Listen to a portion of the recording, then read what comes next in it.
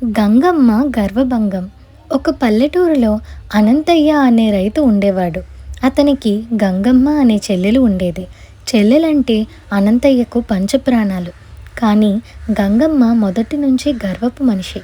ఆమెకు అన్నగారంటే కాస్త కూడా గౌరవం లేదు. అయితే అనంతయ్య దాని గురించి పట్టించుకునేవాడు కాదు. చెల్లెలు సుఖంగా ఉంటే చాలునని అనంతయ్య మంచి సంబంధం చూసి తనకున్న 2 ఎకరాలు వరకట్నం ఇచ్చి గంగమ్మకు పెళ్లి చేశాడు. తర్వాత తానొక పేద ఇంటి పిల్లని చూసి పెళ్ళాడాడు. గంగమ్మ కాపురానికి వెళ్ళింది. అనంతయ్య భార్య కాపురానికి వచ్చింది. అతనికి వరుసగా పిల్లలు పుట్టుకొచ్చారు. సంసార భారం పెరిగిపోయింది. చివరికి ఆ కుటుంబం పరిస్థితి ఎలా అయిందంటే, తాను పనిచేసిన నాడు తిండి, లేని నాడు పస్తూను. పిల్లలు ఆకలికి అల్లాడిపోతుంటే ఆ దంపతుల హృదయాలు కుమిలి కుమిలి ఏడ్చేవి. ఆడుతూ పాడుతూ తిరగవలసిన పిల్లలు తిండి లేక ఎండిపోతుంటే అనంతయ్యతో అతని భార్య ఒకనాడు, ఇంత బాధపడుతున్నాం కదా, ఒక్కసారి మీ చెల్లెల దగ్గరికి పోయి రాకూడదా, తనకు తోచిన సహాయం ఏదో చేస్తుంది అన్నది. కావాలంటే పోయి రావచ్చు, కానీ వాళ్ళు మాత్రం ఏమంత కలవారని అన్నాడు అనంతయ్య. పోనీ వెళ్ళి చూసి రండి, పెళ్ళై 5 సంవత్సరాలైంది కదా, మన పరిస్థితి చూసి మీ చెల్లెలు సహాయం చేస్తే సరే, లేకపోతే చూసొచ్చేయండి అన్నది భార్య. ఇక కాదనలేక అనంతయ్య మర్నాడు తెల్లవారుజామున భార్య ఇచ్చిన గంజి తాగి గంగమ్మ అత్తవారి ఊరుకు బయలుదేరాడు. అతను పగలంతా నడిచి సాయంకాలానికి ఈ ఊరు చేరాడు. ఆ వచ్చే అన్నగారిని గంగమ్మ అంత దూరంలోనే చూసింది. అన్న కట్టుకున్న చింకి బట్టలు, నూనె ముఖం ఎరుగని చింపిరి తల, ఉపోషాలతో బక్కచిక్కిపోయిన శరీరము, గుంటల పడ్డ కళ్ళు చూసి గంగమ్మ చాలా అదురుకున్నది. ఆమె అన్నను చూసి జాలి పడడానికి బదులుగా పచ్చగా ఉంటే దిష్టి పెట్టడానికి వస్తున్నాడు అని తన మనస్సులో అనుకుంది. చెల్లెలు గుమ్మంలో నిలబడడం అనంతయ్య చూశాడు. మళ్ళీ చూసేటప్పటికి ఆమె కనిపించకపోయేసరికి కాళ్లకు నీళ్లు తేవటానికి వెళ్ళిందనుకున్నాడు. ఈ లోపల గంగమ్మ తన అన్నను ఎలాగైనా త్వరగా సాగనంపాలని నిశ్చయించుకుంది. ఆమె లోపలికి వెళ్ళి తాను కట్టుకుని ఉండిన వెలగల పట్టుచీర వెంటనే తీసేసి చిరుగులు పట్టి వెలిసిపోయిన పాత చీర కట్టుకుని మట్టి పిడతతో నీరు తీసుకొని విచారంగా బయటకు వచ్చింది. ఒక్క నిమిషంలో తన చెల్లెలిలో కలిగిన మార్పు చూసి అనంతయ్య ఆశ్చర్యపోయి, ఒకవేళ తాను మొదట చూసినది మరొక మనిషేమోనని తన మనస్సుని సరిపెట్టుకున్నాడు. వాకిట నిలబడి ఉన్న అన్నగారిని చూసి గంగమ్మ తెచ్చిపెట్టుకుంటున్న ఏడుపుతో, ఇంతకాలానికి నేను జ్ఞాపకం వచ్చానా అన్నయ్య, సుఖపడతానని నాకు ఈ సంబంధం చేశావు కానీ అన్నయ్య, తిండికి కూడా గతి లేక బాధపడుతున్నాను అన్నయ్య అంటూ నీళ్ల పిడత అందించింది. అనంతయ్య తన చెల్లెలి పరిస్థితికి చాలా బాధపడ్డాడు. అతని ఆశలన్నీ నీరు కారిపోయాయి. అన్నగారు ఇంట్లోకి వస్తే తన గుట్టు బయటపడుతుందేమోనని గంగమ్మ బయట అరుగు మీద ఒక కుక్కి మంచం వేసింది. దానిమీద తన దుప్పటి పరుచుకొని అనంతయ్య నడుం వాల్చాడు. పొలం నుంచి తన భర్త వచ్చే వేళ అయిందని గ్రహించి అన్నకి తెలియకుండా గబగబా గంగమ్మ దొడ్డిదారిన అతనికి ఎదురు వెళ్ళింది. అన్నగారు వచ్చినట్టు అతనికి చెప్పింది.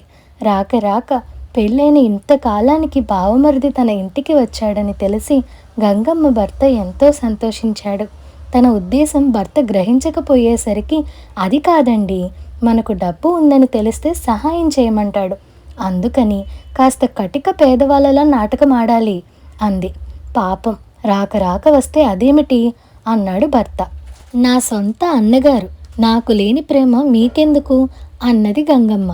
అది నిజమేననుకున్నాడు ఆమె భర్త. గంగమ్మ ఒక పాత మంచం తెచ్చి తన భర్తకు కూడా బయట వేసింది. గతిలేక ఆమె భర్త దాని మీద పడుకున్నాడు. తన బావమరిదిని పలకరించటానికి మొహం చెల్లక అతను అనంతయ్యను చూడనట్లుగా నటించాడు. ఈరోజు పండగ. గంగమ్మ చాలా పిండి వంటలు చేసింది. పానకంలో పుడకలాగా అనంతయ్య రాకపోతే భార్యాభర్తలు ఎంతో ఆనందంగా వాటిని తినవలసింది. గంగమ్మ భర్తకు కడుపులో ఎలుకలు పరిగెడుతున్నాయి. ఒక రాత్రి వేళ వచ్చి లేపి భోజనం పెడతానన్నది భార్య.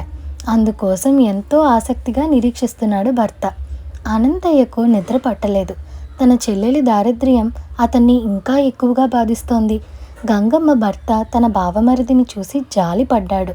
అయినా తన భార్యను బయట పెట్టకూడదనుకున్నాడు. చలి జాస్తి అవుతున్నది. గంగమ్మ తన మంచం కింద ఉంచిన కుంపటిని ఆమె భర్త అనంతయ్య మంచం కిందకి మెల్లిగా నెట్టి కొంత తృప్తి పడ్డాడు. అర్ధరాత్రి దాటింది. గంగమ్మ భర్త నిద్రలో మునిగిపోయాడు. అనంతయ్యకు మాత్రం నిద్ర పట్టలేదు. ఇంతలో గంగమ్మ నీడలాగా కదులుతూ మంచాల దగ్గరికి వచ్చింది. మంచాల కింద తడిమి కుంపటి ఉన్న మంచం మీద ఉన్నది తన భర్తే అనుకుని భోజనానికి రా అని నెమ్మదిగా చెప్పి లోపలికి వెళ్ళిపోయింది. అనంతయ్యకు తన చెల్లెలి ప్రవర్తన అర్థం కాలేదు. తన భర్తకు భయపడి ఆమె తనకు రహస్యంగా భోజనం పెడుతున్నది అనుకున్నాడు. అతను తన దుప్పటి కప్పుకొని మెల్లిగా లోపలికి వెళ్ళాడు. పిండి వంటలతో సహా భోజనం వడ్డించి సిద్ధంగా ఉంది. దీపం వెలుతురు మసకగా ఉంది. భోజనం చేయి, ఇంకేమైనా కావాలంటే ఆ పక్కన కుండల్లో ఉన్నాయి, కావలసినవి తీసుకో అని గంగమ్మ అవతలకి వెళ్ళిపోయింది. దుప్పటి కప్పుకుని వచ్చినవాడు తన భర్తే అనుకున్నదామె. భర్త మంచం చీకట్లో తెలియగలందుకు ఆమె కుంపటి ఉంచింది. ఆ సంగతి ఆమె తన భర్తకు చెప్పలేదు. ఆమె తిన్నగా వెళ్ళి గుమ్మం వద్ద కాపలా కూర్చున్నది.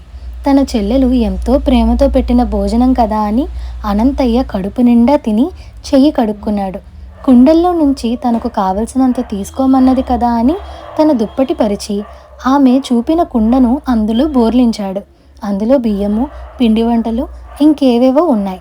అన్నిటినీ మూట కట్టుకుని అనంతయ్య తన చెల్లెలిని కేక వేస్తే బావలేస్తాడని భయపడి దొడ్డిదారిన బయటకు వచ్చి సంతోషంగా ఇంటిదారి పట్టాడు. మరి కాసేపటికి గంగమ్మ భర్త నిద్రలేచి తన భార్య భోజనానికి పిలవనందుకు మండిపడి ఒసే భోజనమేదే అని కేక పెట్టాడు. భోజనం చేస్తేవి కదా, ఇంకా ఏమిటా కేకలు అన్నది గుమ్మంలో కూర్చున్న గంగమ్మ. భర్త మరింత మండిపడి గంగమ్మను 4 తన్నాడు. జరిగిన మోసం బయటపడింది. అసలు నువ్వు కుంపటి ఎందుకు మార్చాలి అన్నది గంగమ్మ. నా ఇష్టం, సొంత అన్నకు తిండి పెట్టని దానివి, రేపు నా వాళ్ళు వస్తే కూడా ఇంతే చేస్తావు, పో బయటికి అని భర్త గంగమ్మను బయటకు నెట్టి తలుపేసుకున్నాడు. అనంతయ్య తన చెల్లెలు ఇంటి నుంచి తెచ్చుకున్న బియ్యంలో రూపాయలుండటం చూసి తన చెల్లెలి ప్రేమను తెగ మెచ్చుకొని ఆ డబ్బుతో బండి ఎడ్లు కొని సంతోషంగా ఉన్నాడు. గంగమ్మ తన గర్వానికి సరైన గుణపాఠాన్ని దేవుడు ఇచ్చాడని అర్థం చేసుకొని తన బుద్ధి మార్చుకుంటానని భర్త పాదాలపైన పడింది. భర్త ఆమె మారిందని విశ్వసించి ఆమెను తిరిగి ఇంట చేర్చుకున్నాడు. ఇదండి ఇవాల్టి కథ. ఈ కథ మీకు ఎలా అనిపించిందో మాకు కామెంట్ సెక్షన్లో చెప్పండి. అలాగే ఈ వీడియో నచ్చినట్లయితే like, share, subscribe to Priya stories Telugu. Thank you for watching.